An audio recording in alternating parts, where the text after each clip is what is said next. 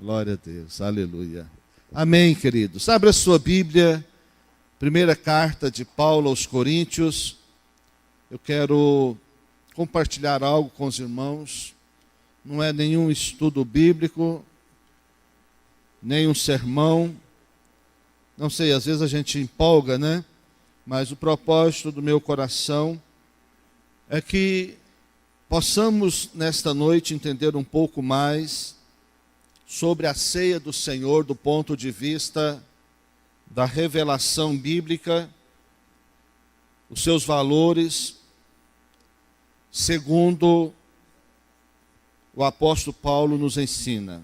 Então, se fosse dar um tema, seria revelação e valores da ceia, segundo Paulo. Conversando com líderes, com pastores, que nós temos tido a honra de poder cooperar com seus ministérios, e fazendo o acompanhamento inicial ou o discipulado, a gente sempre, às vezes, surge um assunto e o próprio material que nós usamos no acompanhamento inicial, que é para todos nós, quem não fez, é bom que se interesse fazer, que isso só vai cooperar com a sua vida pessoal, familiar e principalmente ministerial. Então fale com o líder da sua célula, se você ainda não fez, que é isso que o pastor está falando, que eu não sei o que é, acompanhamento inicial. Pastor, mas eu já tenho tantos anos de fé, de igreja, não importa. Todo pastor que pede o nosso cuidado, nosso acompanhamento, nós fazemos com eles também, não é? No momento estamos fazendo com o pastor Fernando e Maura, que já trabalham na obra missionária transcultural há 9, quase 10 anos, mas para que entendam o processo, o propósito, e para que a gente possa também tirar dali, extrair da palavra de Deus algo muito poderoso para a nossa vida. Pastor Elcio e pastora Ceila, como se chama? Centerville.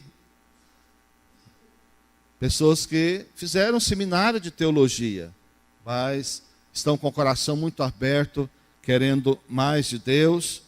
E as coisas de Deus que realmente prevalecem e que são mais importantes para nós, elas são simples.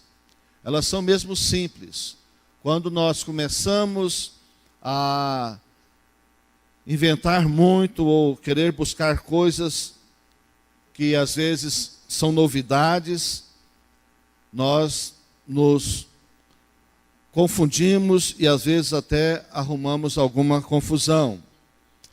E em relação à ceia do Senhor não é diferente. Ao longo dos anos, você vai estudar o assunto, você vai perceber que dentro das igrejas há muitas coisas que são criadas pelos homens, há muitas doutrinas, há muitos critérios que não são bíblicos, não é? São critérios bem intencionados, estabelecidos. Alguns tornam até dogmas em algumas igrejas. Em relação à ceia, também, como em relação à ceia ainda há tanta dificuldade de compreender a simplicidade da ceia, e a questão do ser humano são exatamente a falta de manter um equilíbrio e uma maturidade sobre os assuntos. O equilíbrio e a maturidade faltam demais no ser humano. Eu estou longe de querer dizer que eu sou essa pessoa, de maneira alguma. Tenho muitas limitações, tenho muitas falhas, mas quando Deus me fala uma coisa, quando eu tenho uma experiência com Deus, e quando Deus me revela na palavra alguma coisa, aí não tem quem vai me demover disso. Não importa o que a igreja crê, não importa o que a instituição ensina, o que está escrito nos dogmas, o que me importa é a palavra de Deus. Esse é um grande erro, às vezes, da igreja, porque o dogma de repente, de uma determinada igreja é mais poderoso do que a palavra. As pessoas se preocupam, às vezes, mais com os dogmas do que com a revelação bíblica. E as pessoas, ao invés de estudarem a Bíblia, passam a estudar os dogmas da igreja. E essa é uma deficiência que não só a Igreja Católica Romana tem, mas que muitas igrejas evangélicas também têm. Então, na Igreja Católica Romana, o dogma da igreja é mais forte, mais poderoso do que a Bíblia. É muito mais respeitado do que a Bíblia. É claro que Deus tem levantado um povo dentro da Igreja Católica também, com entendimento da palavra, com revelação. Deus está fazendo. Mas não é só na Igreja Católica que tem dificuldade de compreensão. Também na Igreja Evangélica tem muitos ritos, tem muitos dogmas, tem muitas regras que não foram instituídas ou constituídas por Deus, que são coisas de entendimento humano, de vontade humana. E isso torna, às vezes, para nós um peso, um fardo. E Jesus veio para tirar de nós o peso e o fardo. Amém? Então Jesus foi tão claro, disse para lançarmos sobre ele os nossos fardos, né? E tomar o fardo dele que é leve, suave, e não ficarmos sofrendo com essas coisas que muitas vezes nós nos deparamos, que são coisas de homens. Por isso eu insisto sempre com os irmãos, leia a Bíblia, ore, tenha comunhão com o Espírito Santo, tenha comunhão com Deus, porque todo ser humano é passível de erro, de falha. E por mais conhecedor da Bíblia, ou mais experiente que seja um homem ou uma mulher, é passível de erro. Então é necessário, queridos, que nós tenhamos a Bíblia aberta, que estudemos a Bíblia, que busquemos do Espírito Santo a direção, a orientação, em nome de Jesus. Amém? Primeiro aos Coríntios, capítulo 11, do versículo 17 em diante, o apóstolo Paulo faz uma explanação sobre a ceia do Senhor, e nós entendemos que o apóstolo Paulo aqui, ele teve uma tremenda revelação. Então, é importante que entendamos, que estudemos a palavra de Deus. Eu quero ler todo esse texto, pouco a pouco. A intenção não é um estudo expositivo, mas é meditarmos um pouco e compreendermos um pouco. Essa igreja da cidade de Corinto é uma igreja muito complexa, uma igreja que nós, às vezes, não entendemos por que certos comportamentos. Veja bem, a igreja em que, ao mesmo tempo, havia manifestações dos dons do Espírito Santo. Uma igreja que conhecia o dom da profecia, uma igreja que tinha dons espirituais, uma igreja que falava em línguas. Mas, ao mesmo tempo, também, se você for estudar, você vai ver que no contexto dessa igreja tinha pecados terríveis, escandalosos para os dias de hoje, imagino, para aquela época. Então, havia ali até incesto, não é? E nessa igreja também havia muita carnalidade. E o apóstolo Paulo escreveu aos Coríntios pelo menos 2 cartas. Dizem os estudiosos que há a possibilidade de uma terceira carta, mas que não entrou no cânon, mas que ele escreveu uma outra terceira carta. Porém, o que nos preocupa é que às vezes nós, como a igreja de Corinto, não temos a revelação necessária. Veja bem, versículo 17 ao 19. Nisto, porém, que vos prescrevo, estou em 1 Coríntios, capítulo 11. Nisto, porém, que vos prescrevo, não vos louvo, porquanto vos ajuntais, não para melhor, e sim para pior. Olha que expressão, hein? Porque antes de tudo estou informado haver divisões entre vós, quando vos reunis na igreja, e eu em parte o creio. Porque até mesmo importa que haja partidos entre vós, para que também os aprovados se tornem conhecidos em vosso meio. O apóstolo Paulo às vezes fala umas coisas que nós temos dificuldade de entender. Ele diz que às vezes é bom ter partidos entre nós para que os aprovados sejam conhecidos. E claro, os reprovados também, não é? Mas nós, claro que nós não queremos isso. Nós não queremos problemas de maneira alguma. Nós não queremos enfrentar situações difíceis. O apóstolo Paulo diz, olha, o que eu tenho para falar a vocês agora não é nada que merece louvor. Pelo contrário, o que eu tenho que falar para vocês agora é uma coisa ruim. Estou sabendo que há no meio de vós partidos, que vocês estão divididos entre alguns conceitos, e quando vocês se reúnem, olha só, ele está falando da reunião que eles estavam fazendo. Na própria reunião vocês estão divididos. Mas ele diz, isso é bom também, tem o seu lado positivo, porque daí nós tiramos quem é aprovado e quem é reprovado. Interessante, não é? Esse comportamento do apóstolo Paulo. E ele continua dizendo, do 20 ao 22, quando, pois, vos reunis no mesmo lugar, não é a ceia do Senhor que comeis, porque ao comerdes cada um, toma antecipadamente a sua própria ceia. E há quem tenha fome, e ao passo que há também quem se embriague. Não tendes porventura casas onde comer e beber, ou menosprezais a igreja de Deus, e envergonhais os que nada têm? Que vos direi? Louvar-vos-ei? Nisto certamente não vos louvo. Que reunião era essa que o apóstolo Paulo estava mencionando? Era a reunião que eles chamavam de ágape. Era a reunião do amor. Como funcionava essa reunião? Vocês se lembram que Jesus, ao instituir a ceia, a Santa Ceia, ele estava fazendo a Páscoa. Ele estava celebrando a Páscoa, então estava num banquete e de imediato tomou o pão e tomou o vinho e deu aos seus discípulos e disse, fazer isso em memória de mim, coma e beba em memória de mim todas as vezes que fizerdes. E a partir de agora vocês devem fazer isso sempre, constantemente.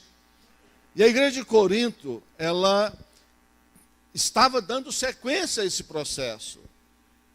E essa reunião ágape é mais ou menos o que nós chamamos de uma comunhão que nós fazemos na célula. Fazemos na macrocélula. E cada um traz de repente um prato, algum tipo de comida. Só que dentro da igreja existe classes sociais, classes financeiras diferentes uns dos outros.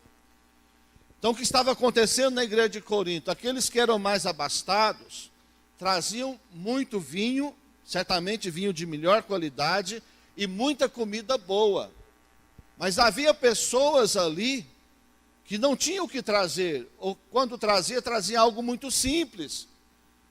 Mas o que estava acontecendo é o seguinte, que aqueles que chegavam primeiro, começavam a comer e não esperavam pelos demais. Era a festa ágape, era a festa do amor. A festa do amor. E de repente, o que acontecia? Alguns comiam demais e bebiam demais, ao ponto de ficarem até embriagados.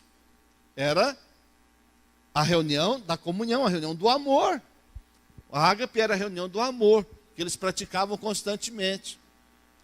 Mas aqueles que quase nada podiam trazer, ou que chegasse um pouco mais tarde, ficavam sem comer.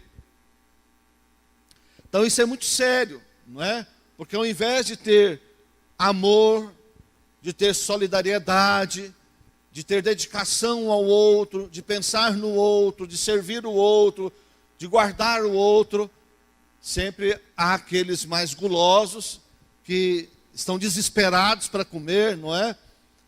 Não tem sempre assim alguém que sai atropelando, não aguenta nem esperar direito a hora de servir e já sai atropelando muita gente? E aqueles que gostam de cortar fila? Hã? Diga para o teu irmão, isso é falta de educação. Fala para o teu irmão, cortar fila também é corrupção. É, queridos, é. Por que você acha que você tem direito de passar na frente do outro, que chegou lá primeiro? Com qual direito você vai passar na frente do outro? Não é? Então isso é também a lei do brasileiro, a lei de levar vantagem, não é? Gerson não tem nada a ver com isso. Mas dizem que é a lei de Gerson, né? Ele só fez uma propaganda, nada mais. Então esse contexto fala disso. A ceia, eles estavam comendo um jantar. Eles estavam ali diante de um jantar. E certamente era comum a eles também fazer como Jesus fez. Ministrar também o pão e o vinho que representam o quê? O corpo e o sangue de Jesus. Isso é tão tremendo, irmãos, essa questão do corpo e do sangue.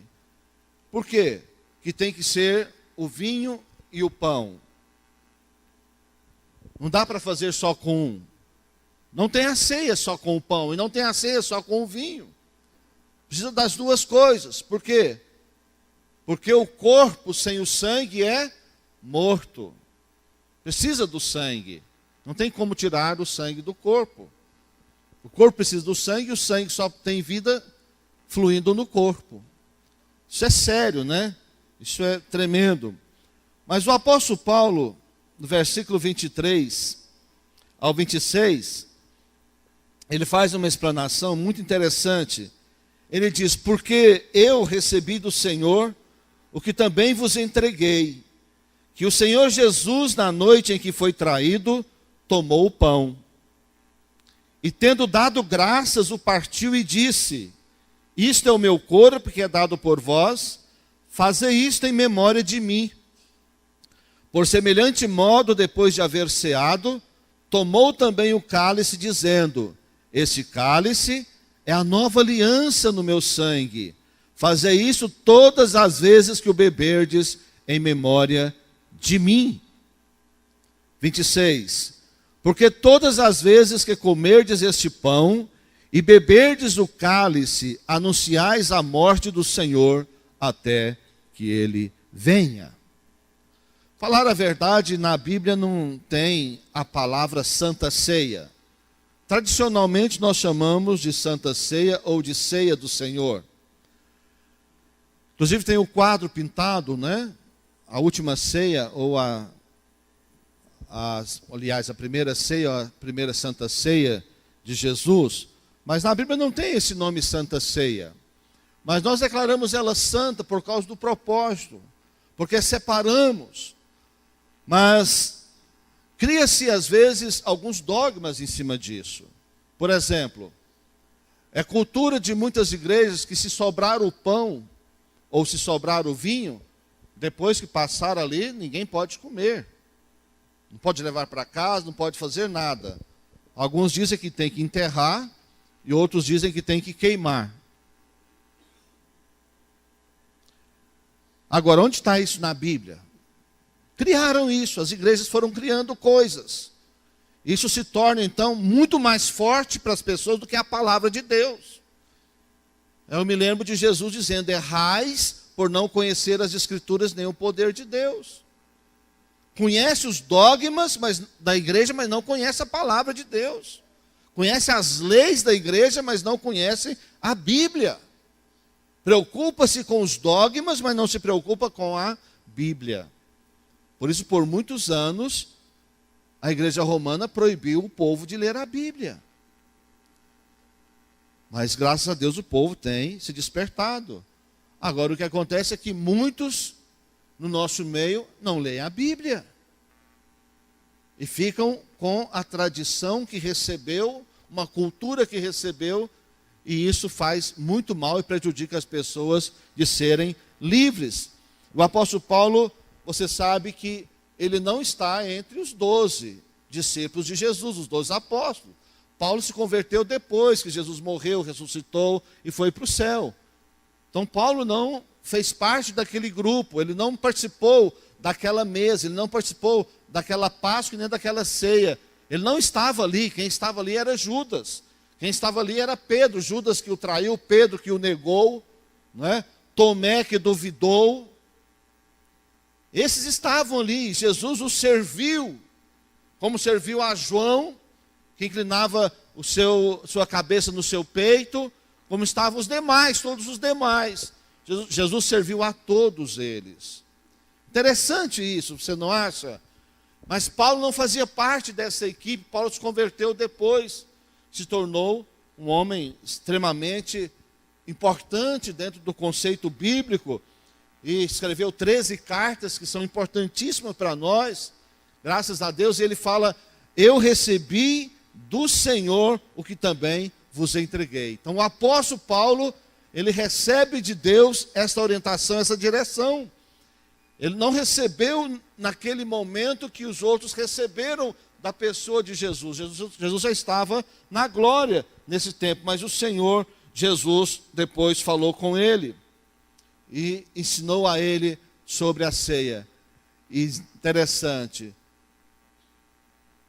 na noite que foi traído, tomou o pão e tomou o cálice e disse: fazei isso, comei e bebei e fazei isso todas as vezes em memória de mim. Então é importante nós cuidarmos deste ponto. Estamos aqui para lembrar do que o Senhor fez por nós, para olharmos para trás. Devemos olhar para a cruz, olhar para trás, ver o que o Senhor fez por nós. Nenhum pecado pode apagar o que o Senhor fez por nós.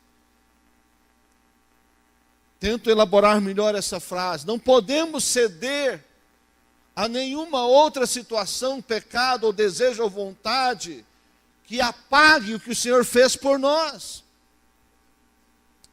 Como vou eu negligenciar, olhando para trás, o que o Senhor fez? Então, nesta noite, é um tempo muito precioso para nós pensarmos sobre isso.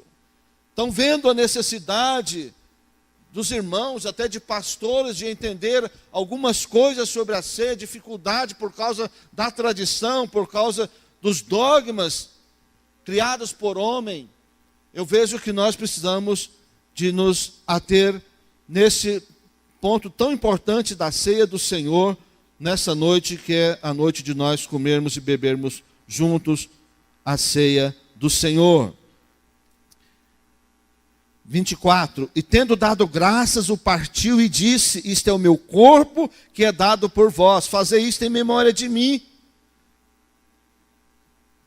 E ele disse: por semelhante modo, depois de haver ceado, tomou também o cálice, dizendo: este cálice é a nova aliança. Diga: nova aliança.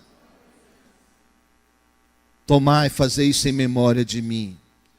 E o versículo 26, o apóstolo diz: porque todas as vezes que comerdes este pão e beberdes do cálice, anunciais a morte do Senhor até que ele venha.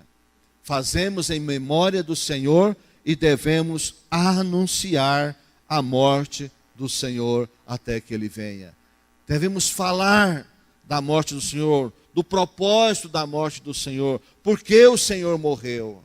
Morreu porque todos nós, sem exceção, todo ser humano está destituído da glória de Deus. Todo ser humano é pecador e todo ser humano está condenado ao inferno. Mas Jesus se deu, Jesus se fez carne, se deu para que nós pudéssemos receber o perdão dos nossos pecados e obtermos assim a salvação eterna. Glória a Deus. Amém? Então nós devemos continuar falando da morte do Senhor, dizendo às pessoas por que Jesus morreu. Jesus não morreu porque ele pecou, todo mundo sabe disso. Jesus não morreu porque ele é culpado, todo mundo sabe disso. Jesus não morreu porque os romanos queriam matá-lo. Muita gente sabe disso. Jesus não morreu porque os judeus o rejeitaram. Muita gente sabe disso, mas poucos sabem, entendem verdadeiramente que Jesus morreu porque nós somos pecadores. Jesus morreu para nos livrar do fogo do inferno. Ele morreu para nos dar a oportunidade de irmos para o céu, a oportunidade da salvação. Nem todos sabem disso. Agora, isso não é algo automático. Nós precisamos de reconhecer, precisamos de nos arrepender, precisamos entender que nós somos pecadores, que nós precisamos de Jesus e precisamos da salvação. Amém? Nós precisamos da salvação que está em Cristo Jesus. Glória a Deus, aleluia. Versículo 27. Por isso aquele que comer o pão ou beber o cálice do Senhor indignamente será réu do corpo e do sangue do Senhor. O que é comer o pão e beber o cálice indignamente? O que é isso? Seria o que é isso, meus queridos? Aí a religião faz uma lista de coisas que as pessoas, se estiverem fazendo ou praticando, ou se não estiver fazendo ou praticando, não podem participar da ceia. Coisas que não estão na Bíblia. São coisas que o homem criou e se tornou mais forte do que a Bíblia, nos conceitos religiosos, na estrutura eclesial, na estrutura das igrejas, nas tradições. Como são fortes essas coisas na igreja, não é? Então, por exemplo, hoje as crianças estão aqui, mas até hoje tem gente do nosso meio que se escandaliza quando as crianças participam da ceia. Aí eu te pergunto, Júnior, você crê que os seus filhos, se algum, isso é só uma ilustração, não vai acontecer, tá bom? Se um dos seus filhos morresse, iria para o céu? Sim ou não? Hã? Sim. Agora eu te pergunto, mas se ele vai para o céu, por que ele não pode comer um pão e beber um suco de uva? Hã? Bom, para nós pode, mas tem gente que tem dificuldade de entender isso, não é? Muita dificuldade. Por quê? Porque no dogma da igreja está escrito o quê? Que só participa da ceia quem for batizado. Mas não está escrito isso na Bíblia. Está escrito lá, no papel da igreja, mas na Bíblia não está escrito isso. Não é verdade? Aí entra outros questionamentos, não é? Eu não vou entrar em muita coisa, que se eu falar um monte de coisa aqui, que no meu conceito bíblico não impede ninguém de participar da ceia, eu posso até escandalizar alguém e posso ser mal compreendido. Mas a grande maioria daquilo que se fala não está na Bíblia. Está no dogma da igreja. E isso é complicadíssimo. A tal da tradição. Tem tradições boas? Claro que tem. O apóstolo Paulo fala que nós devemos guardar as boas tradições, preservar as boas tradições. Mas muitas delas não têm nenhuma base bíblica. Até são contrários à Bíblia, não é? E nessa noite nós precisamos entender melhor isso. Então, é uma noite de ceia do Senhor. Agora, na hora da ceia, nós, por exemplo, às vezes, temos muita liberdade e muitos querem compartilhar com os outros, né?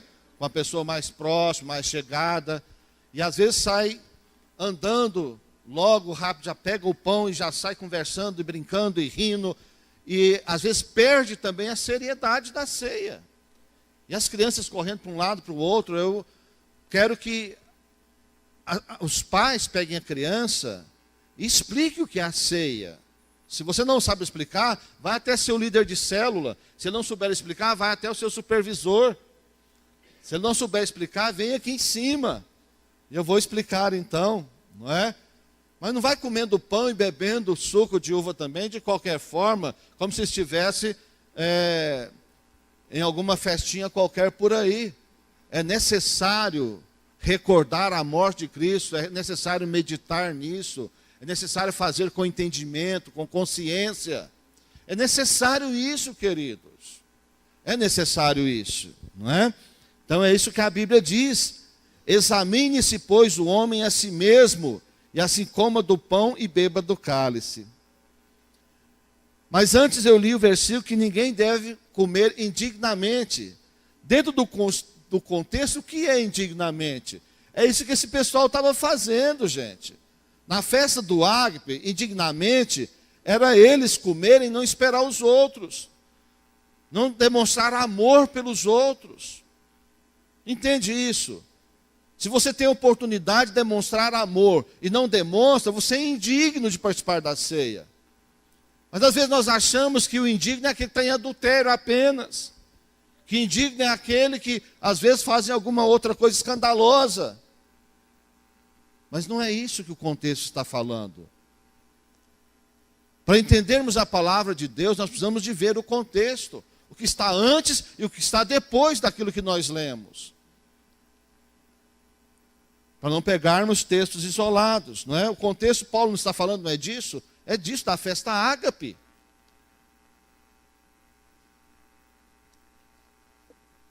Agora, se eu não conseguir esclarecer para você, por favor, me dê a oportunidade de explicar pessoalmente, não é? Porque o tempo aqui não dá para entrar em tantos detalhes. Mas examine-se, pois, o homem a si mesmo. Tem dogma de igreja, sabe quem examina? Algumas são o próprio pastor, outra é o conselho de liderança, presbitério, ou depende do nome, né? Que cada igreja tem, conselho administrativo. E tem outras que é a congregação. A congregação decide se o fulano que chegou agora é digno ou não de participar da ceia. Se deve ou não ser batizado, se pode ou não ser batizado. Tem cada coisa, irmão, que vocês nem imaginam, do arco da véia. Conhece esse ditado? Que não tem nada a ver com a Bíblia, com a palavra de Deus. Mas é uma tradição. É uma cultura. São dogmas, não é? Examine-se o homem a si mesmo. Você que deve examinar a si mesmo. Não sou eu, não é o seu líder. Não é a congregação. O apóstolo diz: eis a razão porque há entre vós muitos fracos e doentes, e não poucos que dormem. Por causa de quê que estão fracos e doentes? Porque participaram da ceia indignamente. Mas o que é participar da ceia indignamente? É esse contexto aqui da reunião ágape. Está dentro desse contexto da reunião ágape. Porque digno de fato, nenhum de nós. Quem é digno de Jesus morrer na cruz por ele? Você é digno disso? Eu não. Certamente você também não.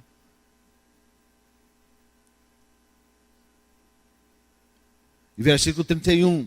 Porque se nos julgássemos a nós mesmos, não seríamos julgados. Amém? Mas quando julgados, somos disciplinados pelo Senhor, para não sermos condenados com o mundo. Assim, pois, irmãos meus, quando vos reunis para comer, esperai uns pelos outros.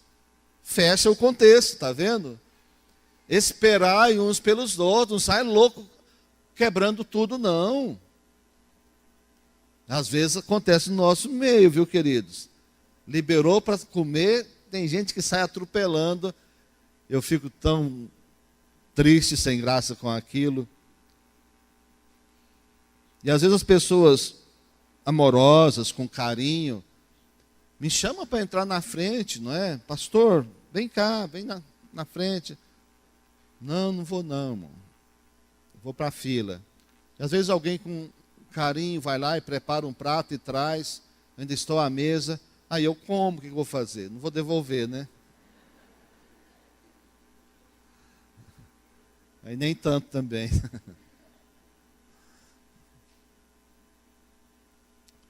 Mas é muito importante, queridos, isso que estamos meditando. Tão simples, mas tão puro, tão bíblico. Então, quem pode participar da ceia, pastor? Vamos olhar para Jesus e os seus discípulos. Você acha que Tomé estava com toda essa fé? Logo após ele duvidou, viu Jesus e duvidou que era ele? Não é? Quando falaram Jesus esteve conosco, ele falou, só creio se eu ver. E quando ele viu, ele ainda falou, Senhor, é o Senhor mesmo? Jesus teve que falar, toque aqui. Então não era um camarada tão espetacular assim na sua fé. Tinha deficiências. Jesus serviu a ceia para ele ou não? Tinha um outro, irmão Pedro, né? Irmão Pedro, Jesus por 3 vezes pergunta, Pedro, tu me amas? Claro que eu te amo. Por 3 vezes. Jesus foi preso, logo está lá Pedro, desanimado, dizendo, perguntaram, você é um deles. Você é um deles, você também estava com aquele homem. E ele fala, não o conheço, não o conheci, nunca vi. Daí um pouco estava Pedro de novo pescando. Desistiu do ministério, desistiu de Jesus, desistiu de tudo. Jesus negou, Jesus deixou de servir ele. Jesus sabia quem era Pedro ou não? Conhecia o caráter de Pedro ou não? O temperamento de Pedro? Jesus deixou de servi-lo? Não, Jesus o serviu. Mas e o Judas? A Bíblia diz, na noite em que Jesus foi traído, tomou o pão. Ele já tinha sido traído. A Bíblia não diz na noite que ele seria traído, diz na noite que ele foi traído. Ele já tinha sido traído. Judas já havia combinado tudo. Jesus sabia ou não? Sabia, ele contou. Disse, um de vocês vai me trair. Mesmo assim, Jesus deixou de dar a ceia para Pedro? Para Judas, obrigado. Isso significa que tem gente, pelo menos uns 10 me ouvindo aqui. Deixou? Não deixou. Mesmo sabendo que já tinha sido traído por Judas. Quase que eu falo Pedro de novo. Ainda bem que vocês têm paciência comigo, né? Obrigado. Então, queridos, se Jesus, que queria morrer, não teve esses critérios, você acha que nós temos direito de ter esses critérios? Não, esse pode, esse não pode, esse não pode, esse pode. Temos esse direito? Não. Agora temos uma responsabilidade de orientar. Temos uma responsabilidade de ensinar a verdade. Então qual é a verdade? A verdade é a seguinte, queridos. Quem pode participar da ceia? Quem se considera discípulo de Jesus? Não estou falando agora do nível de discipulado, do nosso discipulado aqui, não estou falando disso não. Estou falando aquele que se considera verdadeiro seguidor de Jesus, aquele que realmente se considera discípulo de Jesus. Por que que ele é? Porque ele entende que sem Jesus ele está perdido, ele recebeu Jesus como Senhor e Salvador da sua vida, e ele agora anda em fé. Ele agora anda em fé. Ele procura andar em vitória. Nem sempre ele tem vitória. Às vezes até, de vez em quando, dá uma pisadinha na bola. Mas ele entendeu que é um discípulo de Jesus. E não vai deixar de perseverar jamais. Amém?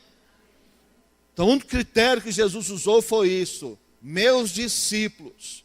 Embora tivesse gente ali de todo jeito.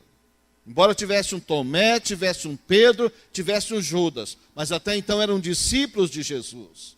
Então todos podiam e puderam participar. E Jesus os serviu a todos eles e a nenhum negou. Amém? Então nessa noite, quem pode participar da ceia? Quem é discípulo de Jesus. Quem é discípulo de Jesus. E as crianças? As crianças que ainda não têm decisão própria, que os pais que decidem para elas, os pais são autoridade na terra, autoridade nos céus e autoridade no inferno também. Então, tem autoridade e decide por elas. Pastor, eu entendo diferente, meu filho não vai participar. Não participa. Você é pai, você que é o responsável, você que tem autoridade, é você que manda. Amém? Eu só estou procurando esclarecer a palavra de Deus. Não estou dando aqui ordem a ninguém, nem proibindo e muito menos obrigando. Mas só quero esclarecer. Porque chega de fardo, não é, irmãos? Chega de peso. Não é verdade? Então é necessário termos esse pensamento, esse entendimento. Eu quero que você curva a sua cabeça agora. E nós vamos orar nesse instante, em nome de Jesus, por essa palavra. E depois, em seguida, vamos partir para a ministração da ceia. Os diáconos já podem vir aqui para frente. Os diáconos escalados para servir a ceia, em nome de Jesus. Pai, nós queremos agora, Senhor, no nome do Cordeiro Santo, precioso, Jesus Cristo de Nazaré, te agradecer, ó Deus, pelo apóstolo Paulo e pela revelação que o Senhor deu a ele da ceia, como nenhum outro dos discípulos, dos apóstolos tiveram. O Senhor deu a ele, Pai, e nós temos o privilégio de receber a Escritura Sagrada, a revelação do Senhor. E aqui estamos, Deus, meditando. Pai, muito obrigado, Senhor. E quero te agradecer por cada vida, por cada pessoa. E quero te pedir, ó Deus, que cada um seja sincero e cada um seja, Deus amado, verdadeiro. E quero pedir ao Senhor graça, quero pedir sabedoria nesse momento para todos nós, para desfrutarmos desse momento tão precioso na tua presença, Pai, em nome de Jesus. Amém.